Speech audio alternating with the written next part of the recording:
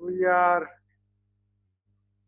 discussing the GIT system. In the GIT system, we are on the intestines of the GIT. We will Today we will discuss the inflammatory bowel disease.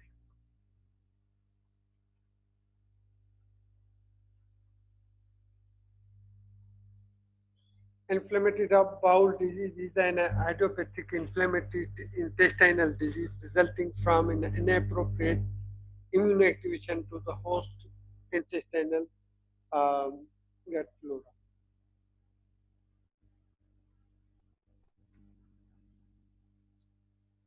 Types of the inflammatory bowel disease are ulcerative colitis, Crohn's disease, and indeterminate colitis. That we cannot differentiate whether this is ulcerative colitis or Crohn's disease.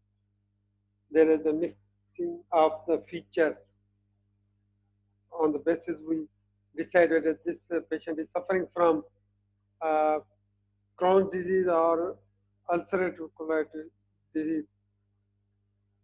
There are mix of presentations that's known as indeterminate.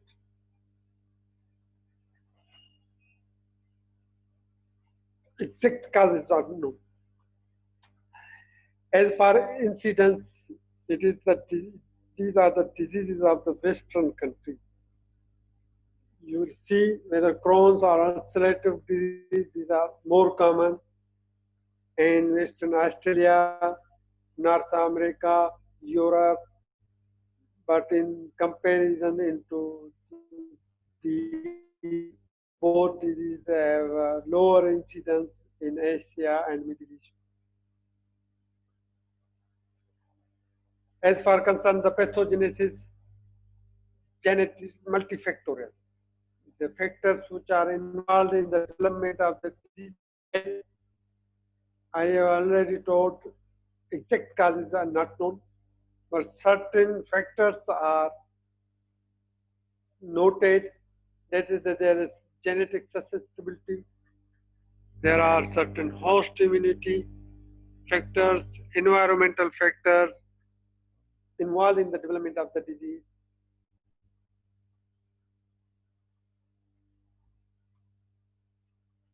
The factor associated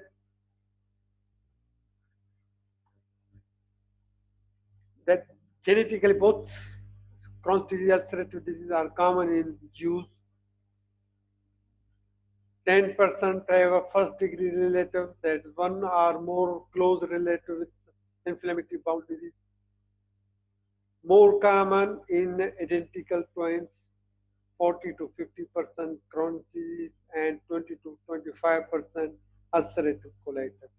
It means there are twins, one twin have a disease, there are 40 to 50% chance in the Crohn's disease that other twin must have this disease, and 20 to 25% chances that patient suffering from colon ulcerative colitis, the other sibling are twin maybe involved, maybe suffering from the ulcerative colitis. So genome-wide levels significant. There are many susceptibilities. Loci are involved. 163 susceptible loci identified in the genome-wide levels of significance, and many are also susceptible loci for other inflammatory conditions, especially ankylosing spondylitis and psoriasis. Ulcerative and Crohn's disease both associated with genetic variants HLA, uh, locus, especially interleukin 23 and interleukin 10 pathways. Crohn's disease is associated with genetic defect in innate immunity and autophagy. These are the mutated genes that are found as a genetic defect in the innate immunity.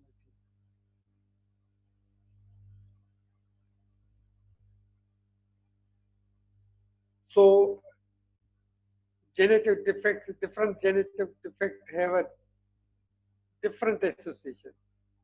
अगर किसी patient में NOD2 genetic defect आया है तो उसमें देखा गया है कि it is usually associated with ileal and structural disease and hence needs for section surgery. ये अलग से हर जीन की अपनी प्रेजेंटेशन है, उसकी अपनी कैरेक्टरिस्टिक्स हैं, how they present, how they involve the gut, उसकी वजह से क्या क्या प्रॉब्लम होते हैं. It's also depends upon the genetic defect. Like that, HLA-DR103 is associated with severe ulcerative colitis. Environmental factors. Ulcerative colitis is more common in non-smokers, while the Crohn's disease is more common in smokers. Crohn's disease is with low residue, high refined sugar diet.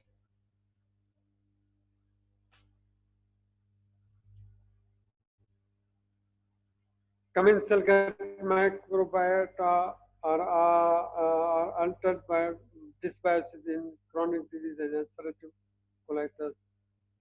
Appendicectomy protects against the ulcerative colitis. Means कि किसी patient की appendicectomy हो जाती है तो उसमें ulcerative colitis के development के चांसेस बहुत कम होते हैं. इसी तरह क्रॉन्स डिजीज में मोस्ट कॉमन इन स्मोकर से मोर देन रिस्क 3 है, और it is also associated with resistance to medical therapy, early disease relapse.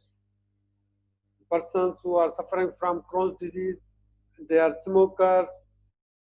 We will discuss later. It is the main step of treatment is to cessation of the cigarette smoking because it develops the resistance to the drugs and very early relapse. अगर हम treat करके patient को relapse में लाते हैं, ये remission करके, तो early relapse होते हैं due to the cigarette smoking. So they are, this environmental factor have a much effect on the disease course. The pattern of the distribution is different. Ulcerative colitis usually it absolutely involves the colon. Remember that. Proctitis, rectum proctostigmatitis, it may involve the left side of the colon, 30 to 40%, more commonly only rectosigmoid tension. And in 20% it involves the whole pain colitis, whole colon.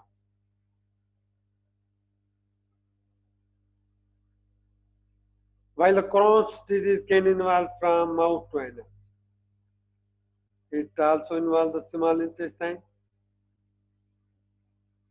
It also involves the large intestine, this colon. And one thing you see in the picture that it involves in a diffuse pattern, while it involves in a patchy pattern. It also involves the small intestine. So 40% ileocolonic, both ileum as well as colon are simultaneously involved, and 30 to 40% on small intestine, and Crohn's colitis as at 25%, while perianal disease alone as less than 10%.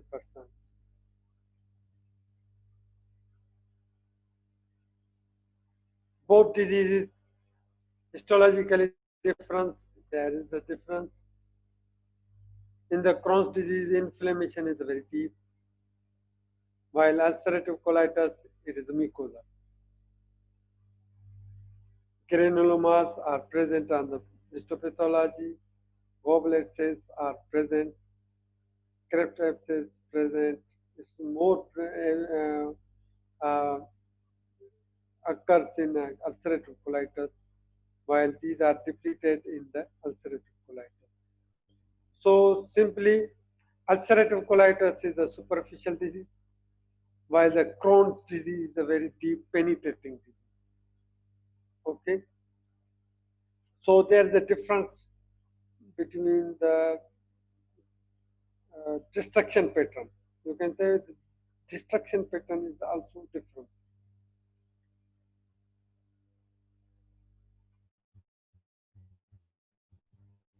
Because both diseases runs similar patterns, so there are certain peculiarities from which we can say that this patient is suffering from ulcerative colitis or Crohn's disease. The comparison is there, maybe any age. Ulcerative colitis is more common in males, while the Crohn's disease is more common in females. Ulcerative colitis incidence is stable, while Crohn's disease is increasing. जैसे मैंने पहले बताया कि western countries में ये disease बहुत है, इसी तरह क्रॉन्स डिजीज जितनी मिकदार में पहले हो रही थी अब वो आहिस्ता आहिस्ता बढ़ रही है, उसका इंसिडेंस है वो आहिस्ता आहिस्ता बढ़ता जा रहा है. 10 साल पहले का जो इंसिडेंस था वो that will be the difference, now it is difference, it is increase. It can involve ulcerative colitis in ethic group में किसी को भी इन्वॉल्व कर सकती है, मगर ये देखा गया है कि Crohn's disease more commonly induce होती है. What is the reason behind that? Don't exactly not know. Genetic factors पहले डिस्कस कर लिए. कोलोनोकैपिटल पेरिस फंक्शन में डिफेक्ट होता है, HLA-TR 103 के साथ उसकी एसोसिएशन है. while Crohn's disease में innate immunity, defective innate immunity and autophagy due to genetic mutation at these loci. As for risk factors, more common in non or ex-smokers, appendicectomy protects, more common in smoker, Crohn's disease, anatomical distribution we have discussed.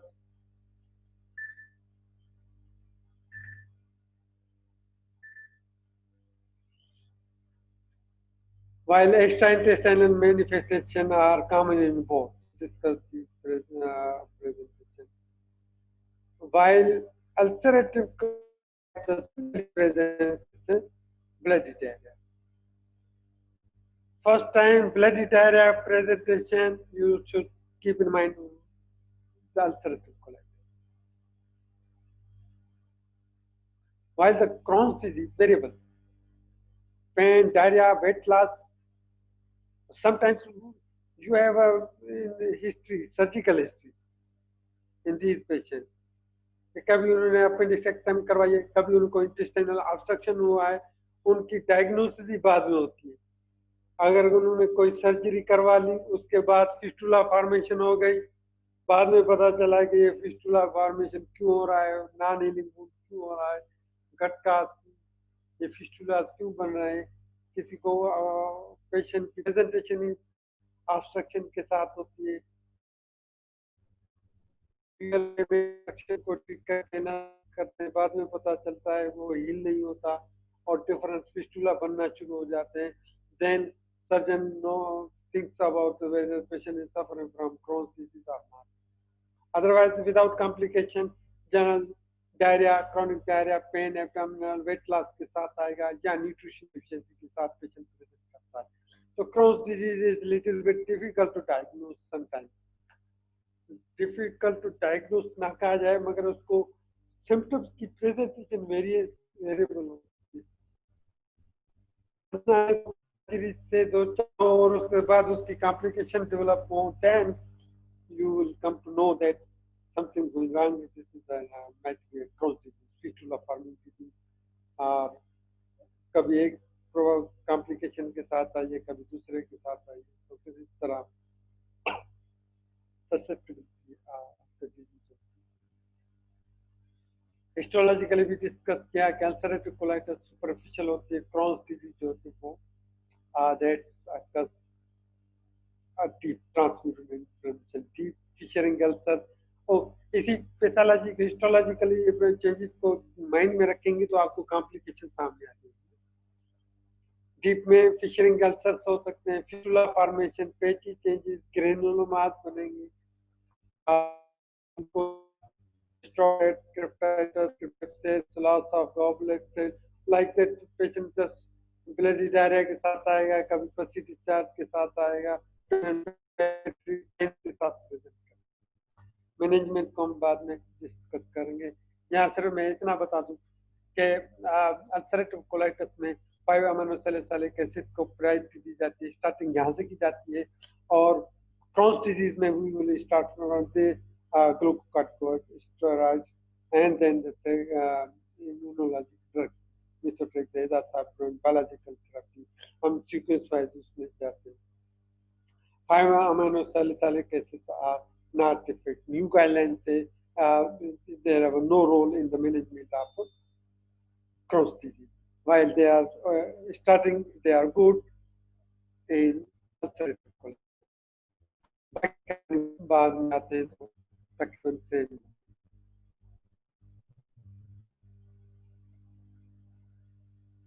extraintestinal manifestation.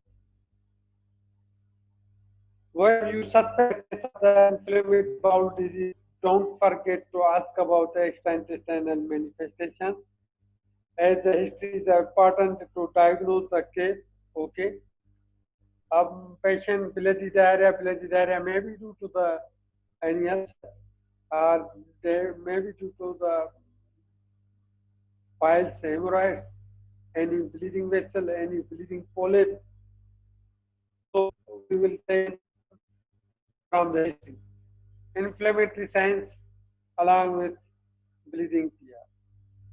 Bleeding per rectum के साथ inflammatory sign, fever होगा, abdominal pain like this, and along with that you will ask about if you are suspecting patient with inflammatory bowel disease in a lung case, and you are not asking about the extraintestinal manifestation, so you might fail because आपको extraintestinal manifestation पूछ के ही मालूम करना पड़ेगा कि patient को inflammatory bowel disease है.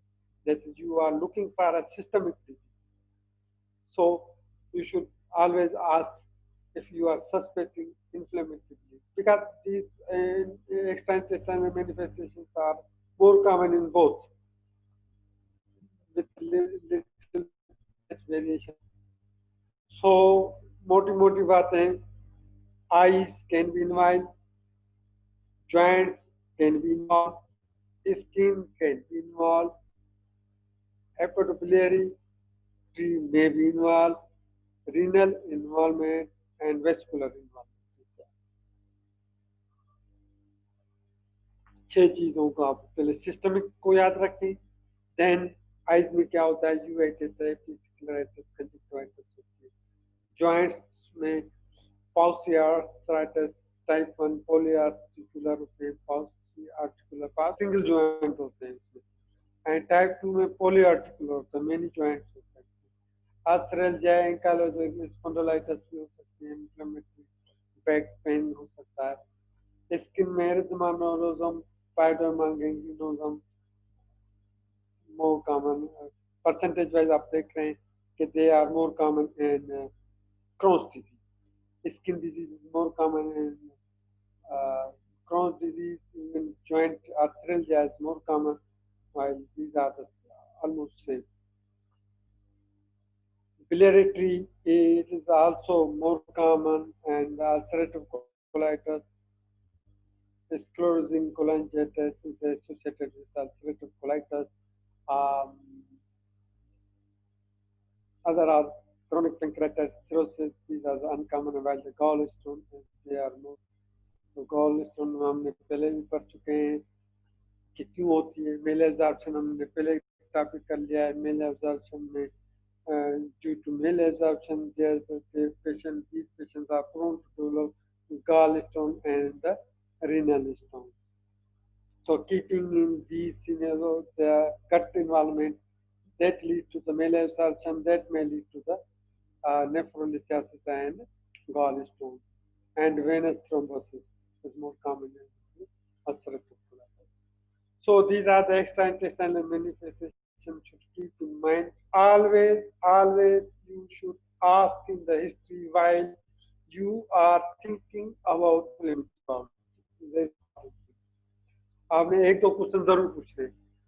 मोटी बात है कि 5 सिस्टम आपने याद रख लिए, 6 सिस्टम इसमें आपने उसको जरूर टच करना है. एक क्वेश्चन पूछा आपको आंखों में कुछ हो तो नहीं, आपको कहीं कोई रेश वगैरह, किसी की खारिश वगैरह तो नहीं है, जख्म तो नहीं बनते, लाइक दैट. आपको स्टोन का असर तो नहीं, कभी आपको कहीं पे भी आपको स्टोन बताया गया, लाइक दैट आपने थोड़ा क्वेश्चन पूछ रहे हो, ये जरूर पूछ लीजिए. तो while taking the history from the elementary biology, these questions should be asked. आपको याद होते हैं कि मुझे ये क्वेश्चन पूछिए. So gave Crohn's disease presentation due to chronic inflammatory disease. It may be due to the presentation, may be due to intestinal obstruction, penetrating disease, fistula formation, perianal disease के साथ प्रेजेंट करते हैं और extra intestinal manifestation के साथ जो हमने discuss किए. Chronic inflammatory disease में क्या है, ileitis, colitis, डायरिया के साथ पेशेंट यूजुअली नॉन ब्लडी होता है. Excessive fluid secretion, impaired fluid absorption by inflamed small intestine, large bowel patient को आपको देखेंगे तो आप पेशेंट को डिहाइड्रेशन में देखेंगे. ठीक है. Bile salts mal absorption, that causes the, आपको मैंने पहले भी बताया था bile salts की mal absorption में क्या होता है, डायरिया होती है. ठीक है. Stone, steatorrhoea related to loss of bile salts होती है. Small intestinal bacterial overgrowth हम पहले टॉपिक कर चुके हैं. सिवो की अपनी प्रेजेंटेशन मेल एब्जॉर्प्शन के साथ bloating whatever we have discussed. So these are the consequences of the chronic inflammation. Rectum, left colon, there may be bloody diarrhea, fecal urgency. If rectum involved हो, होता है, so there may be fecal urgency. Now this is the presentation where we have to go for endoscopic findings and we go for the biopsy suffering from ulcerative colitis or Crohn's disease. तो वहां पे आप थोड़ा मजबूर हो जाते हैं कि दोनों की प्रेजेंटेशन भी एक होती है. अल्सरेटिव कोलाइटिस भी अगर यूजुअली वो कोलाइटिस अगर पेशेंट ब्लीडिंग डायरिया के साथ आता है तो आपने उसको अल्सरेटिव कोलाइटिस ही प्रायोरिटी पे रखना है. मगर यू हैव टू एक्सक्लूड के patient may be suffering from Crohn's disease. Simple बात वही कीप इन माइंड भाई, कोई हाई फाई बात नहीं. एक मेडिसिन का उसूल है. आप एक 80% डायग्नोसिस कहाँ पे होता है, हिस्ट्री बेसिस पे. Now here history is very important.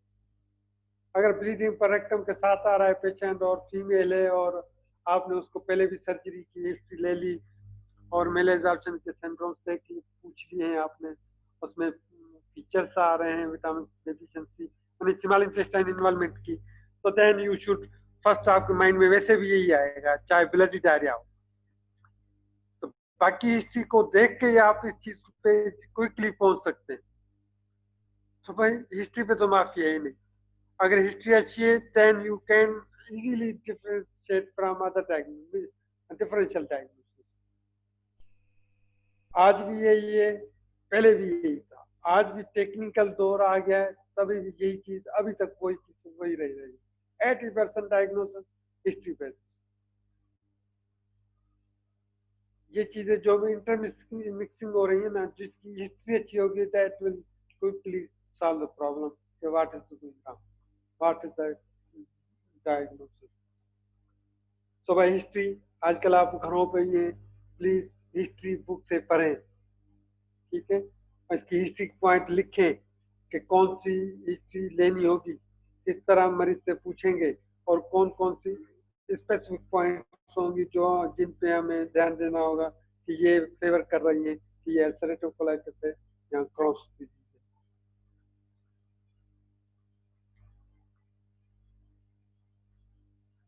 Intestinal obstruction, narrowing of small bowel as a result of inflammation, spasm or fibrotic solution. Inflammation हुई, हील हो गई, या तो इन्फ्लेमेशन ज्यादा इन्फ्लेमेशन स्वेलिंग करवाती है तो ऑब्स्ट्रक्शन के साथ पेशेंट प्रेजेंट करेगा, या स्पाज्म होगा तो उसकी वजह से ऑब्स्ट्रक्शन होगी, या फाइब्रोटिक हीलिंग के बाद स्टेनोसिस बनेगा तो उसकी वजह से होगा। पोस्टप्रेंडल ब्लॉटिंग, क्रैम्पिंग, पेन्स, वही सीबो, सीबो आ गया, जहाँ ऑब्स्ट्रक्शन होगी, stacking of the food faecal material होगा, वहाँ पे बैक्टीरियल ओवरग्रोथ होगी और वहाँ पे गैसेस फॉर्मेशन होगी, लाइक दैट, जो हमने पहले चीजों में पढ़ा है, ठीक है।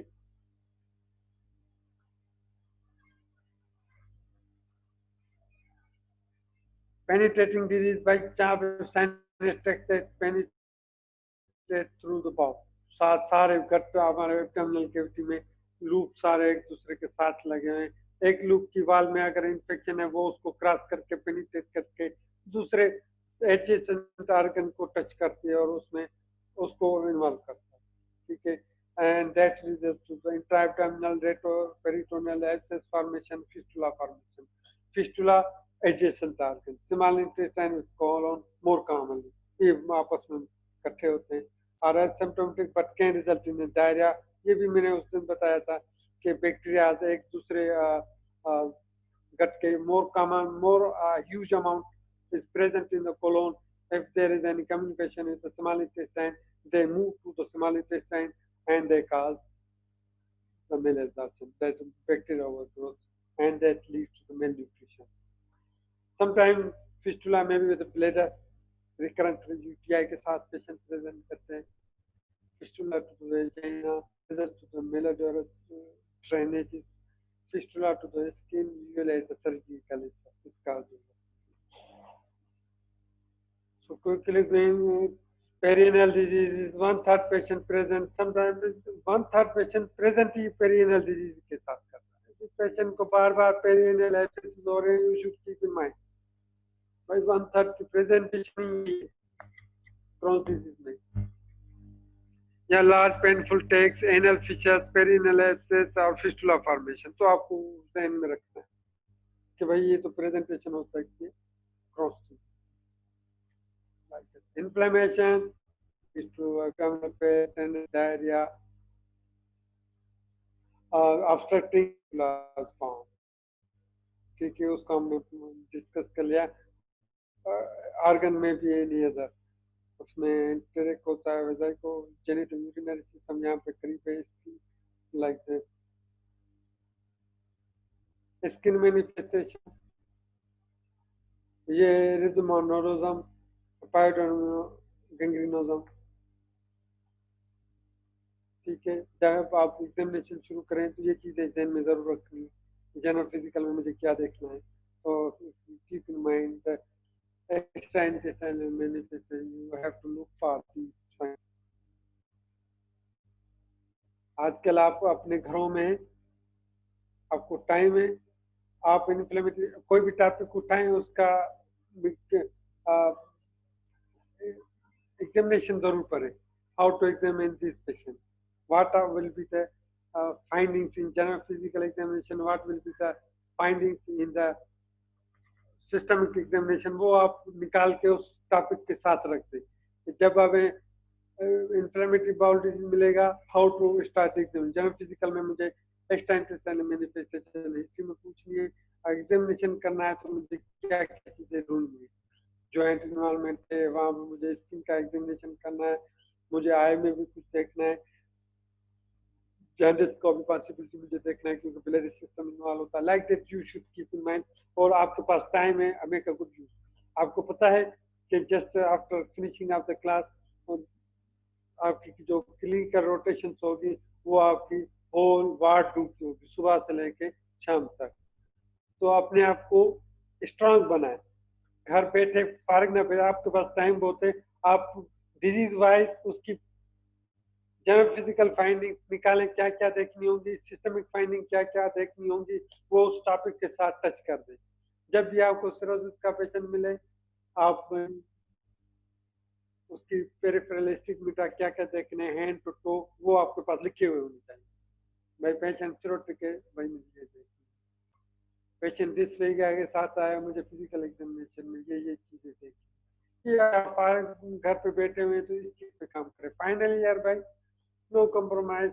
हम आपको सारा मेडिसिन नहीं पढ़ा सकते 1 घंटे में। 1 घंटे में टॉपिक भी अच्छी तरह नहीं होता, और भी देते तो भाई ये टॉपिक ये चीजें आपने चीजों की पार्टन है। So it is totally self-study.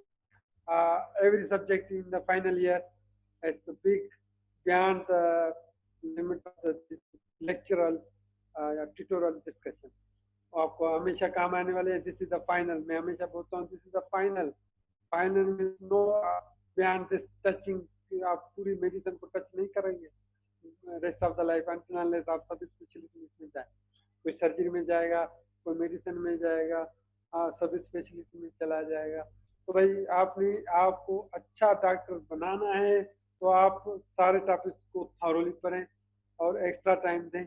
Medicine बहुत बड़ी है और उसको जिस तरह बताया गया 80% हिस्ट्री, एग्जामिनेशन, देन इन्वेस्टिगेशन। ठीक है। अब हम लोग भाई पाकिस्तान में बहुत सारे लोग हैं, हम गाँव में रहते हैं, वहाँ बड़े बड़े यहाँ नवाबशाह में बहुत सारी चीजें नहीं होती, अवेलेबल नहीं है इन्वेस्टिगेशन। तो आप इस आश्रय में बैठेंगे तो नहीं, जब इन्वेस्टिगेशन टूल आएगा तो हम उसको डायग्नोस करेंगे। भाई 10% डायग्नोसिस उस पे है तो उसको तो हाथ में, बाकी अपनी एक्सपर्टीज बढ़ाएं, हिस्ट्री टेकिंग, एग्जामिनेशन को स्ट्रांग करें। आप इवन पाकिस्तान में कहीं भी आप फेल नहीं होंगे डायग्नोसिस विदाउट आप इन्वेस्टिगेशन के, आप कर लेंगे पहले जो होता था। ठीक है। तो आप फारिग ना बैठे कर, आपके पास टाइम टाइम को गुड यूज करें। तो how to approach the disease and what should we examine in these patients suffering from these disease। एर्जमानोरिज्म के दूसरे और भी बहुत सारे काज हैं, ड्रग इंड्यूस होता है, स्ट्रेप्टोकोकल इन्फेक्शन प्रेगनेंसी होता है, टीबी होता है।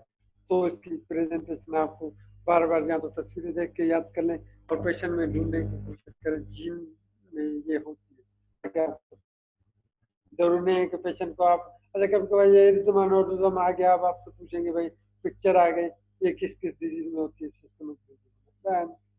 आप इसको पकड़ के भी पीछे जाएंगे, जिस सिस्टम के एग्जामिनेशन में चले जाएंगे तो आप डिजीज को फाइंड कर लेंगे। इसको देख के आपके माइंड में डिफरेंशियल डायग्नोसिस आ जाएंगे। Most common TB, inflammatory bowel disease, हमारे सेटअप में तो ऐसे ही जाएंगे क्योंकि हमारे पास टीबी बहुत है, राधा देन इन्फ्लेमेटरी बाउल। तो अगर आपको नजर आया तो यू शुड फर्स्ट थिंग, ये स्ट्रेप्टोकोकल इन्फेक्शन है या कोई ड्रग इन्फेक्शन है या टीबी है। देन आपकी आपकी जो लिस्ट की जो नंबरिंग बनेगी डिफरेंशियल डायग्नोसिस वो डिफरेंट होगी हमारे एरिया के हिसाब से। तो याद रखिएगा आप अपने एरिया में जो कॉमन डिजीज है, वेस्टर्न में no doubt inflammatory disease more common आपने देख लिया, तो वो एर्जमानोरिज्म देख के वो पहले पहले इन्फ्लेमेटरी बाउल डिजीज को सोचेगा रादर देन टीबी। तो ये चीजें आपने डेवलप करनी है। मेरे हमारे कम्युनिटी में कौन सी कॉमन डिजीज है तो हमें पहले वो सोचनी चाहिए। Investigations usually we do the investigation to see the inflammatory activity and to see the complication। CBC में हम क्या देखेंगे, anaemia, may be due to chronic disease, mucosal loss due to inflammation, malabsorption, iron deficiency, vitamin B12 deficiency। ठीक है। इसी तरह हम leukocytes देखेंगे सीबीसी में, उसमें ल्यूकोसाइट्स में क्या देखेंगे, अब भाई एसएस कोई इन्फेक्शन का एलिमेंट है तो नहीं है पेशेंट, कहीं पे एब्सेस या सेकेंडरी टू स्टेरॉइड थेरेपी दे दी उसकी वजह से भी डब्ल्यूबीसी बढ़ जाते हैं। सेम ये सारा सीआरपी इन्फ्लेमेटरी मार्कर्स हैं। ठीक है, रीनल फंक्शन टेस्ट देखते हैं। ठीक है, यूरिया क्रिएटिनिन पेशेंट डिहाइड्रेशन में जा सकता है, उसकी वजह से रीनल और कभी स्टोन्स फॉर्मेशन होती है। लिवर फंक्शन टेस्ट जैसे मैंने बताया कि आपको इन्वॉल्वमेंट होती है, बिलियरी सिस्टम की इन्वॉल्वमेंट होती है। Serum albumin level malabsorption की वजह से हो सकता है। इंटेस्टाइनल लॉस, किसी की सर्जरी हो गई उसमें इंटेस्टाइनल, मैंने शॉर्ट गट सिंड्रोम बताया आपको, जिस तरह उसमें मेल एब्जॉर्प्शन होता है, उस वजह से भी आपको लाइक दैट प्रोसेस। तो serum albumin level is very important. These are CBC, serum albumin level, important investigation. SIBO वगैरह भी होते हैं, उसकी वजह से भी एल्ब्यूमिन लॉस होता है, like that. And stool test, भाई कोई सुपरइम्पोज इन्फेक्शन तो नहीं है। fecal biomarker calprotectin is an excellent uh, non-invasive test nowadays present, because इसके लिए कहा जाता है कि भाई फिकल प्रोटेक्टिन लेवल जितनी भी होती है, हम एंडोस्कोपी में देखते हैं कि भाई हाईली इन्वेसिव डिजीज है, वेरी ह्यूज इन्फ्लेमेशन, उसमें स्ट्रक्चरिंग फॉर्मेशन है, तो हम डिजीज की सीवियरिटी नेक डार्ट से मालूम करते हैं। और देखा गया है कि कैल्प्रोटेक्टिन की लेवल जितनी बड़ी हुई होती है वो उसके साथ कोरिलेट कर रहा होता है, इसीलिए इसको एक्सीलेंट टेस्ट कहा करते हैं, नॉन इन्वेसिव टेस्ट। मैंने आप अगर गेस्ट्रोएंटरोलॉजिस्ट इस पे बड़ा ध्यान दे तो ये कह सकता है कैल्प्रोटेक्टिन देख के कह सकता है भाई पेशेंट को वेरी सीवियर डिजीज है, और ये कह सकता है कि माइल्ड डिजीज। और समटाइम सुपरइम्पोज इन्फेक्शन होते हैं तो उसके लिए कल्चर करवा दिया जाता है, ठीक है। उसके बाद हम यूजुअली हम ससेप्टेबल क्या करते हैं, जब भी हमें हिस्ट्री बेस पे लगता है तो हम ये तो एसोसिएट मार्कर्स देखते हैं जिसमें पता लगता है कि पेशेंट में इन्फ्लेमेटरी प्रोसेस चल रहा है। अदरवाइज हमारा जो मेन डायग्नोसिस होता है वो एंडोस्कोपी होता है। Correlations, obstructions, we can barium stasis, we can find the structuring disease by barium CT-MRI, fistula formation, abscess formation कहीं पे भी होगी, we will diagnose on the CT-MRI. Small intestine, आज से पहले कैप्सूल एंडोस्कोप, भाई एंडोस्कोपी से हम सिर्फ ड्यूडिनम तक जाते हैं, मैंने पहले बताया था, पर एंडोस्कोपी में हम ड्यूडिनम तक जाते हैं, और लोअर में हम टर्मिनल इलियम को इलियोसिकल वाल्व तक जाते हैं, ठीक है। इसके बयान में जो बीच में जो स्मॉल इंटेस्टाइन है, that was not possible to visualise. आज से 10 साल पहले ये नहीं था। उसके बाद हम कैप्सूल एंडोस्कोपी, ये कैप्सूल होता है जिसमें एंडोस्कोपी बस उसमें कैमरा नेक्स्ट होता है, वो पेशेंट को खिला दिया जाता है। उसमें ख्याल किया जाता है कि पेशेंट को स्ट्रक्चरिंग डिजीज ना हो, कहीं ये जाके फंस न जाए, फिर ये टाइमली इससे तस्वीरें निकालता है। मगर अब आजकल जो है डबल बैलून कोलोनोस्कोपी आ गई है, इंशाल्लाह मैं नेक्स्ट में आपको कभी दिखाऊंगा लेक्चर में। तो ये पिछले 7-8 साल में नाउ बिकम पॉपुलर के डबल बैलून के साथ हम स्मॉल इंटेस्टाइन को देख सकते हैं। आज से 10 साल पहले के बाद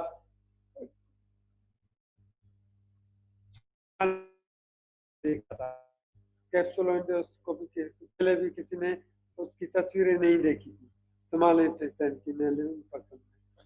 now development, there is a development in the endoscopic instrument. They built an endoscope through which we can see the small intestine. Double balloon, आप कहीं पे भी नेट पे देखें, डबल बैलून एंटेरोस्कोप कहते हैं। सो हिस्ट्री बेसिस पे हम अब थोड़ा चेंज है कि हिस्ट्री बेस हम सस्पेक्ट करते हैं कि पेशेंट को गट में इंफ्लेमेटरी बाउल डिजीज है, then we go for the, if there is no contraindication we go for the endoscopy and see and take the biopsy and बाकी इसको पता चला जाए। And endoscopic features are also there. भाई ये गट dilatation megacolon, तांत्रिक megacolon कहते हैं, क्रॉन्स डिजीज में होता है। एब्सेस अल्सर्स होते हैं जो एंडोस्कोपी पे इस तरह नजर आते हैं, ठीक है। Ulcer formation ileal Crohn's disease में इलियोस्कोपी में होते हैं। एंटेरोक्यूटेनियस फिस्टुला सीटी में नजर आ रहा है कि पेशेंट की सर्जरी उसके बाद इसका फिस्टुला फॉर्मेशन हो गई, ठीक है। इसी तरह पेरिएनल फिस्टुला नजर आ रहा है यहाँ MRI पे, और ये कैप्सूल एंडोस्कोपी है, उसकी जेजुनल एब्सेस अल्सर नजर आते हैं, ठीक है। तो ये findings are suggest of Crohn's disease. इसी तरह बेरियम स्टडीज में एब्सेस अल्सर ये इस तरह नजर आते हैं। शुरू में जो फर्स्ट अल्सर फॉर्मेशन होती है वो Crohn's डिजीज में वो ये एब्सेस अल्सर फॉर्मेशन होती है। एंडोस्कोपिक फाइंडिंग पे अगर जाएंगे तो आपको स्टार्टिंग डिजीज में एब्सेस अल्सर नजर आएंगे।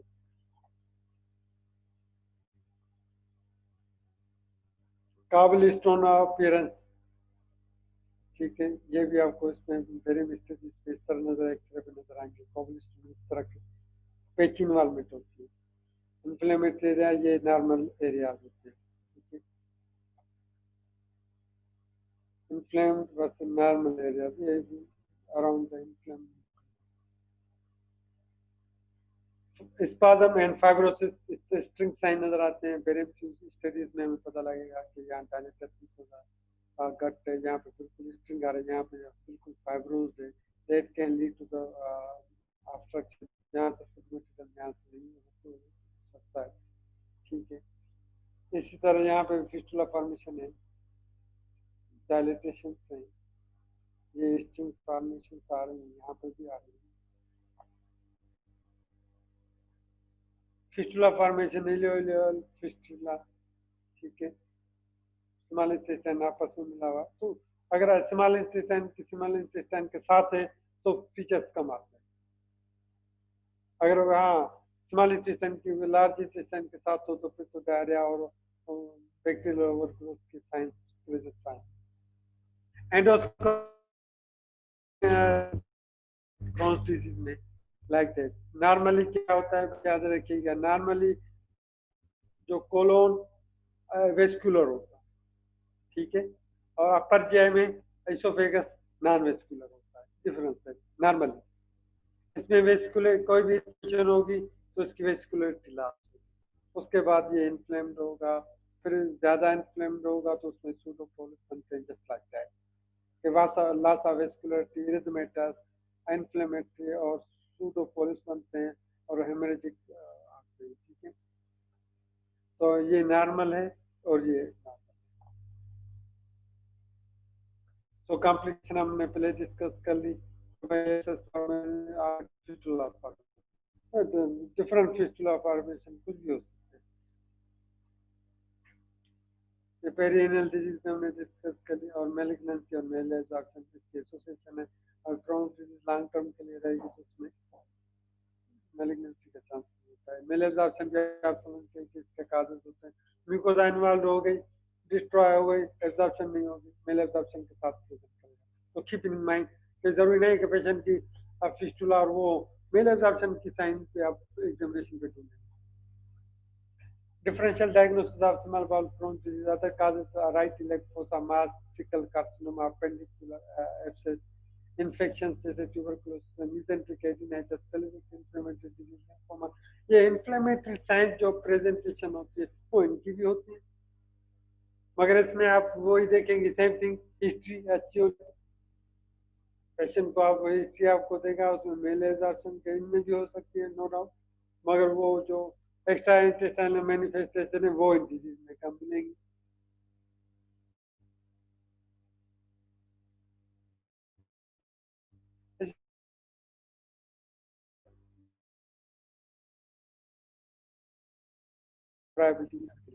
बिकॉज कोई बिकॉज को ट्राइबल करते थे उसी हॉलमार्क भाई, जब भी पेशेंट का कितना बड़ा सीनियर होया डायरिया दे रहा है तो हिस्ट्री में अगर आप सोच लें पहले पहले आपके माइंड में अल्सरेटिव कोलाइटिस आना चाहिए रादर देन डिजीज हो सकता है, मगर पहले टॉप पे आपने उसको अगर इंफ्लेमेटरी बाउल डिजीज का सोचना है तो फिर अल्सरेटिव कोलाइटिस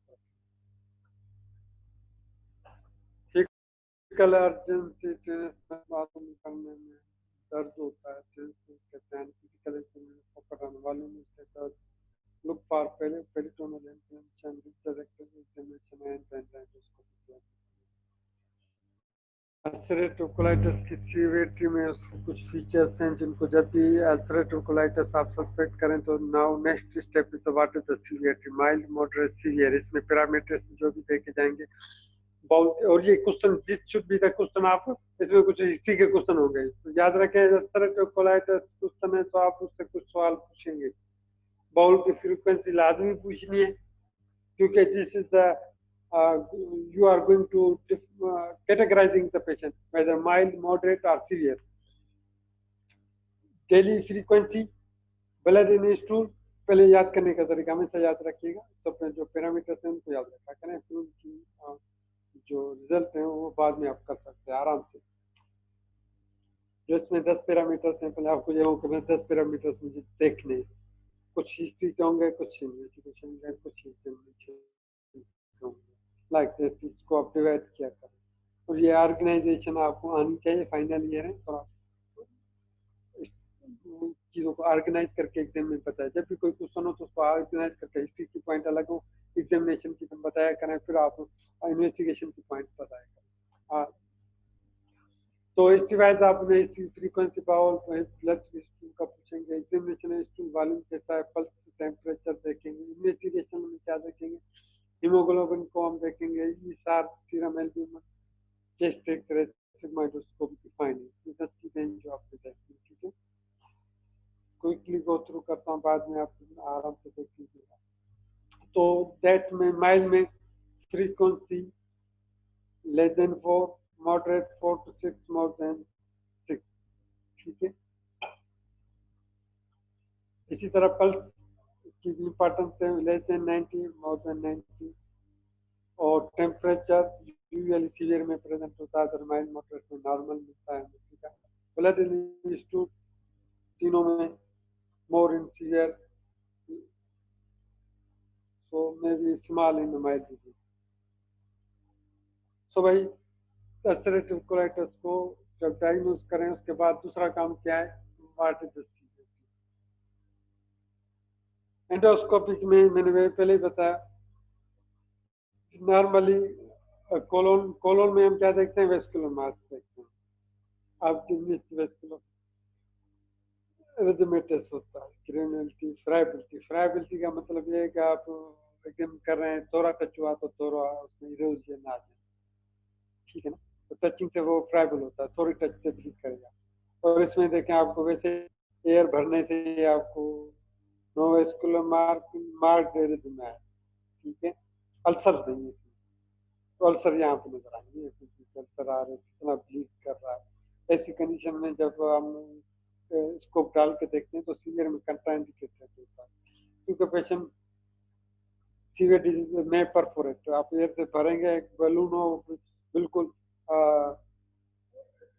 फ्राइबल हो तो उसमें थोड़ी एयर भरने के बाद क्या आएगा, फटेगा। तो सेम थिंग हियर, तो हमेशा आज मैं बता रहा हूँ सीवियर डिजीज जब आप सस्पेक्ट करते हैं तो पहले हम क्या करेंगे, सीवियरिटी देखेंगे, उसके बाद भी हम इन्वेस्टिगेशन का सोच सकते हैं। सीवियर डिजीज में यूजुअली ये फाइंडिंग्स तो आती हैं, मगर याद रखें सीवियर डिजीज में अगर आपका हाईली सस्पिशियस है कि पेशेंट सीवियर डिजीज में, तो you should not go for the sigmoidoscopy, ये आप थोड़ा डिटेल में पढ़ेंगे तो वहाँ पे कब ये चीजें ख्याल रखना होता है जरा।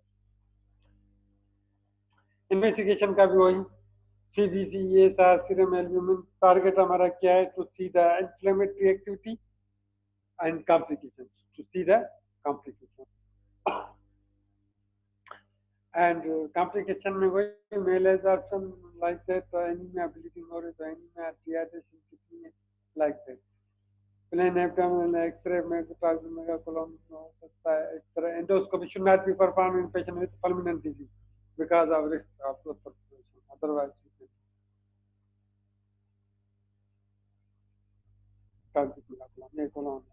more than 6 centimeters dilation, loss of hastration होती है, hastration होती है जैसे ये hastration सारे जो यहाँ ट्रांसवर्स कोलन में ये लॉस हो जाती है, इतनी ऑब्स्ट्रक्शन में एयर तो भर जाती है, वो बिल्कुल उसको फुला देती हैं तो वो भी लॉस हो जाती है।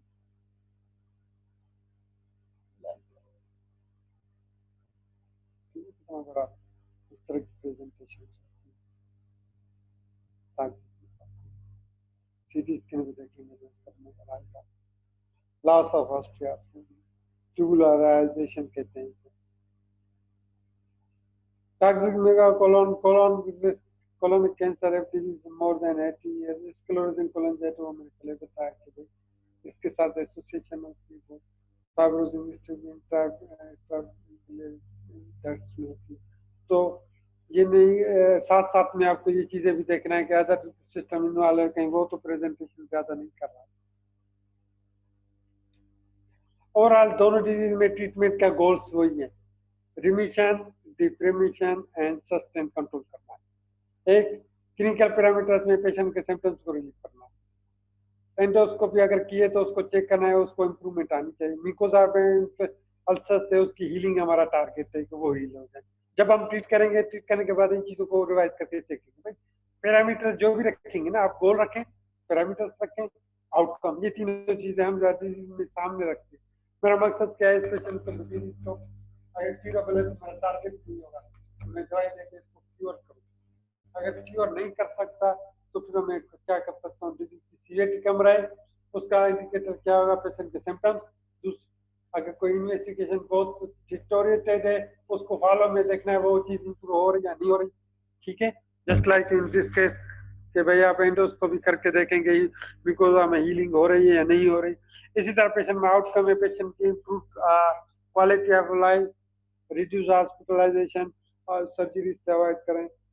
इस तरह की स्ट्रेटजी बनाएं कि वो सर्जरी की तरफ ना जाए। तो ओवरऑल मकसद यही होता है।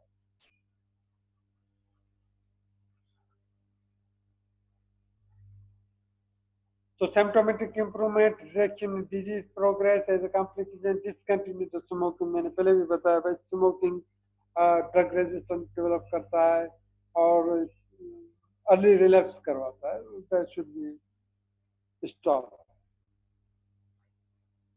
डाइट में वेल बैलेंस हो, इंकरेज फ्लूइड्स, बिकॉज पेशेंट को डायरिया होता है, डायरिया होने की वजह से पेशेंट में प्रॉब्लम्स होती हैं, डिहाइड्रेशन, उसको आपने देखना है। डाइट में पेशेंट में चल रहा सर्जरी होती है, हो जाता है, तो मैंने मेरे शॉर्टकट सिंड्रोम पढ़ा है, हमने पढ़ा है। तो वो भी आप असेस करेंगे और उनको ट्रीट करेंगे और डाइट भी ऐसी देंगे। हार्ट ऑब्स्ट्रक्टिव डिजीज है और उसमें कहीं कहीं स्ट्रक्चरिंग डिजीज है, तो आप डाइट को थोड़ा लिक्विड फॉर्म में रखेंगे, इस तरह की आप कुछ करेंगे। टोटल पेरिटल न्यूट्रिशन अगर जहाँ पे जरूरत होगी उसका सोचेंगे, इंटर न्यूट्रिशन में भी आप इस चीज का ध्यान रखेंगे, तो लाइक दैट आपको करना पड़ेगा। सिम्टोमेटिक मेडिकेशन, डायरिया हो रही है, बाइल हो रहा है, तो आप उसको ड्रग्स देंगे। इसी तरह कोलेस्ट्रोमाइन देंगे अगर बाइसाइज की वजह से हो रहा है। अगर मोटिलिटी वगैरह मोटिलिटी की वजह से बढ़ रहा है तो लोप्रोमाइड हम दे देते हैं, ठीक है, 2 to 4 मिलीग्राम। और स्पेसिफिक ट्रीटमेंट में फिर आएंगे तो उसमें हम पे सो अमाइनोसैलिसाइलिक ड्रग्स हैं, ग्लूकोकार्टिकॉइड, थायोपिराइन ड्रग्स, ठीक है, और cyclosporin, anti TNF, anti alpha 4 beta integrin drugs हैं, एंटीबायोटिक्स हैं, एंटी डायरल एजेंट्स हैं, ये दवाएं देते हैं। वो पहले मैंने स्टेज डिस्कस की थी कि क्रॉस डिजीज में हम usually start from the glucocorticoid. इसमें ब्यूटिसाइनाइड is a new drug that are less systemic drug. Usually we start with the budesonide, to moderate, so then we will go for the cell।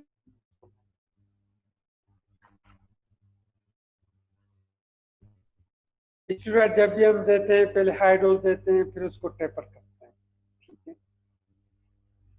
Mild to moderate disease में tropical over पे जाते हैं, और अगर severity में जाएगा तो patient तो फिर हम आईवी पे आ जाते हैं। ये हमारा यूजुअली पे होता है ट्रीटमेंट का, ठीक है। इन्फेक्टिव इलियोकोलाइटिस यानी इलियम और असेंडिंग कोलन वाला होगा, यूजुअली ब्यूटिसिनाइड इस्तेमाल करता है। अगर प्रॉक्सिमल स्माइलिन और डिस्टल कोलन इन्वॉल्व हो तो usually we go for the directly to methylprednisolone, oral में प्रीडनिसोलोन या आईवी मिथाइलप्रीडनिसोलोन और हाइड्रोकोर्टिसोन से हम जाते हैं। ठीक है, कीपिंग इन माइंड के भाई कॉम्प्लिकेशन को हमेशा रखना है। Never use for maintenance, these drugs have many side effects, हम इसको कभी भी मेंटेनेंस थेरेपी पे नहीं आएंगे। इमरजेंसी में यूज करेंगे, पेशेंट की डिजीज की एक्टिविटीज को खत्म करके फिर हम स्विच करेंगे अदर ड्रग पे। एजाथाइपुरीन है या मिथोट्रेक्स जैसे जो भी इसमें हम आ गए उस पे ले आएंगे, उसके साथ उसको रखेंगे। अगर इन ड्रग्स पे भी नहीं होता है तो फिर हम TNF ड्रग्स पे आ जाते हैं, एंटी TNF ड्रग्स में हम आ जाते हैं। और अस्पताल में मैंने पहले बताया कि हम पहले अमीनोसैलिसाइलेट पे जाते हैं और उसमें कुछ ओरल में होती हैं, कुछ ट्रॉपिकल में होते हैं। तो यूजुअली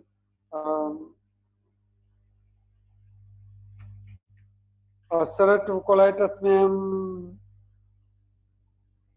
सपोजिटरी, अगर कोलाइटिस है तो इसको हम सपोजिटरी आती है, लोकल एप्लीकेशन के साथ आती है वो देते हैं। अगर उससे भी ज्यादा आता है तो फिर हम सिस्टमिक ओरल ड्रग देते हैं।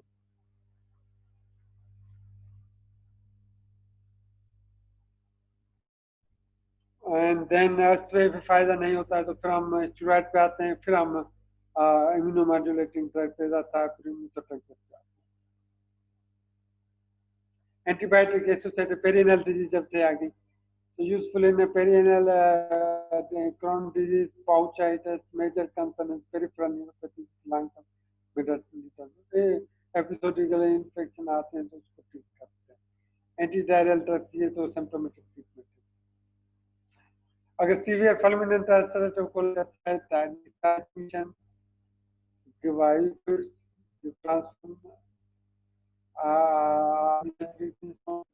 daily hydrocortisone give antibiotics, arrange the nutritional support, gives a subcutaneous no molecular heparin for prophylaxis of venous thrombosis। ये पहले डिजीज की कॉम्प्लिकेशन भी हो सकती है और आम बेड इमोबिलिटी की भी हो सकती है। Avoid opiates, antidiarrhoeal agents ulcerative colitis के लिए कहा जाता है। अगर फुलमिनेंट में हो तो उसको एंटीडायरल्स वगैरह नहीं देंगे। सीवियर डिजीज है तो उसमें आपने एंटीडायरल ड्रग से अवॉइड करते हैं। कंसीडर द इन्फ्रेक्शन में तो उसमें सीवियर ड्रग हो तो उसमें जल्दी में इन्फ्रेक्शन देते हैं या cyclosporin how it is oral और आईवी ग्लूकोकार्ड एंटरलाइन न्यूट्रिशन है, उसके बाद एंटी-TNF।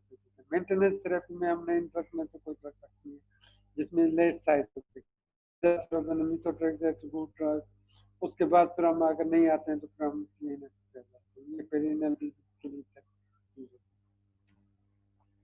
इन्फ्लेमेशन बहुत डिजीज किस तरह दी जाती है, यानी इन्फ्यूज में देते हैं और ये एट डोज 0 to 6 वीक्स पे देते हैं।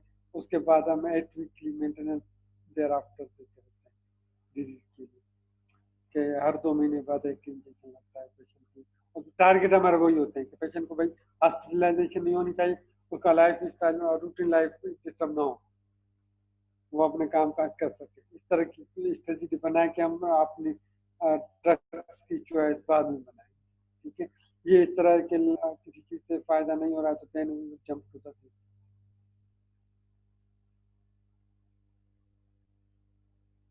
हमेशा एंटी-TNF थेरेपी जब भी यूज करें तो लेटेंट ट्यूबरकुलोसिस और एक्टिव इन्फेक्शन को एक्सक्लूड किया जाता है। ठीक है, क्योंकि carry the risk of opportunistic infection. जब भी इम्यूनोसप्रेसिव ड्रग्स दें तो कीपली आप थोड़ा देखेंगे अंडरलाइंग अपॉर्चुनिस्टिक इन्फेक्शन जो आ जाए ऊपर आ जाए और हमारे लिए मसला कर ट्रीट कर रहे हैं, पता चला पेशेंट को टीबी शुरू हो गई, पता ही नहीं चलेगा कि पेशेंट को क्या हो रहा है, अचानक से वही टाइम कंटिन्यू रहेंगे। और ये भी याद रखिएगा इम्यूनोसप्रेसिव जब भी देते हैं तो लाइव वैक्सीन नहीं देते, एंटीबायोटिक तो नहीं बनाएगा, वो वैसे भी वही जो आप वैक्सीन के लिए आर्मी में लाइफ दे रहे हैं वही काम अपना वहीं पे शुरू कर दें। बाकी आप इंडिकेशन फॉर सर्जरी नर्सरी को लाइक इम्पेयर क्वालिटी लाइफ, भाई हाई प्रोफाइल बंदे होते हैं वो उनके ऑक्यूपेशन इतना इस तरह का होता है और उनको बार बार प्रॉब्लम होता है कि डिमांड कहते हैं कि भाई मेरी फैमिली लाइफ डिस्टर्ब है, मैं ऑक्यूपेशन अपना कारोबार नहीं कर सकता, I want to go for the surgery. Okay, तो दिस इज आल्सो इंडिकेशन, आप ये इंडिकेशन में आ जाता है। Failure of medical therapy, fulminant colitis, disease complication are response to medical therapy and colon cancer TA dysplasia.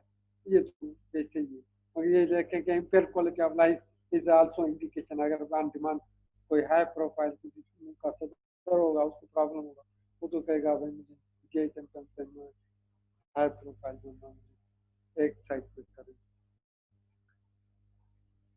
ठीक है, और क्रॉस डिजीज में भी इंट्राइपिनल abscess, massive bleeding, perineal fistula, intestinal obstruction. इन पेशेंट में जब आप इन्फ्लेमेटरी बाउल डिजीज में आप इम्यूनोसप्रेसर देने जा रहे हैं ना, तो keep in mind what ever severe disease आपको उनका वैक्सीनेशन का सोचना नहीं चाहिए।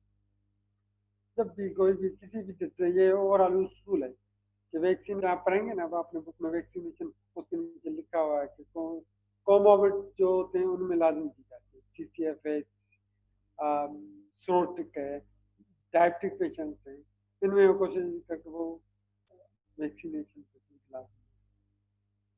ये याद रखिएगा, मेरे सिलाजिस्टोर में हमारा ये जो लाइव देते हैं वो नहीं देते।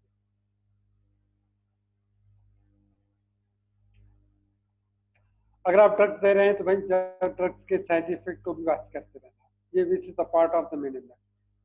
क्या पेशेंट को स्टेरॉइड दे रहे हैं या पेशेंट को अदर डिजीज प्रोसेस चल रहा है तो मेल एब्जॉर्प्शन के न्यूट्रिएंट्स को देखते रहना है। उस दिन जो हमने शाउट बाउल सिंड्रोम पढ़ा था तो उसमें कुछ चीजें वीकली देखी जाती हैं, मंथली देखी जाते हैं, कुछ ईयरली देखी जाती हैं। Like that you have to monitor all this parameters of finding nutritional defect and likewise आप कोई भी दवाई दे रहे हैं तो उसको साइड इफेक्ट तो देखना ना भूलें। ठीक है, हमेशा की में जो भी दवाई दें हमेशा उसके ऊपर लाल स्टार लगा के देख लें कि I have to check for, ये उसूल बना। साइड इफेक्ट आपको याद होने चाहिए और कोई भी लॉन्ग टर्म में दवाई शुरू करते हैं ना तो आपने स्टार लगा के शुरू कर देना कि भाई मुझे ये देखना। ठीक है, तो कैंसर के लिए ऑप्थेल्मोलॉजिकल स्क्रीनिंग यूज और वेरी इंपॉर्टेंट। फीमेल्स में क्रॉन्स डिजीज मोस्ट कॉमन है जैसे हमने देखा, and you are giving the very driver ऐसी है सवाए कुछ के जो इसमें आपको करना पड़ेगा, बड़ा कम देखना पड़ेगा how to go for this for pregnancy. भाई outcomes are best when pregnancy carefully plan. Patient को बताना है भाई प्रेगनेंसी कह रहा है तो let me know disease should be in the remission. ठीक है, methotrexate must be stopped, other IVD drugs should be continued until discussed with the specialist. Aminosalicylic azathioprine are safe in pregnancy। ये याद है, corticosteroids are probably safety, biological therapy unclear, so avoid this daily folic acid supplement is recommended। Two-thirds patient in remission will remain so in pregnancy, याद रखिए। Active disease likely to remain active। Severe active disease carry the risk premature delivery, low birth rate। भाई इससे पहले disease को remission में होना चाहिए। Patient को काउंसुल करना है, आप प्रेगनेंसी लेट मी नो। आपको जब रिमिशन में पेशेंट आ जाए आप कैसे नाउ प्रेगनेंसी से उसको वॉच करना है, क्योंकि देखिएगा कि जिस प्रेगनेंसी के दौरान स्टार्टिंग में जिस डिजीज का जैसा रवैया है वो सारी प्रेगनेंसी रहेगा।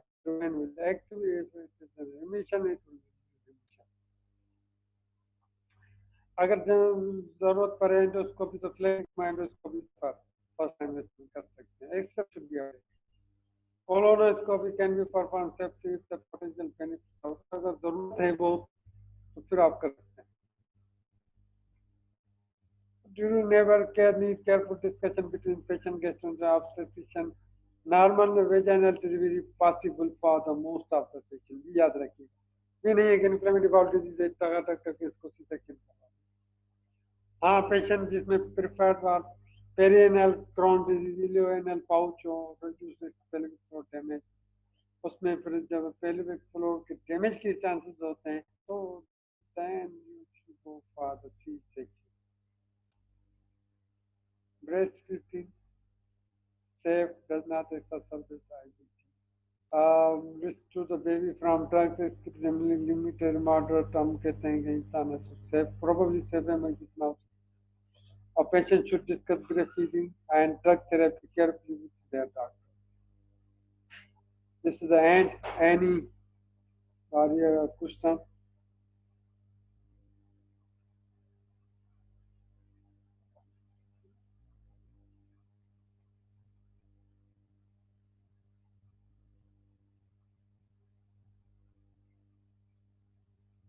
Raise hand. Any question? Okay, inshallah, in next class we will discuss the irritable bowel syndrome.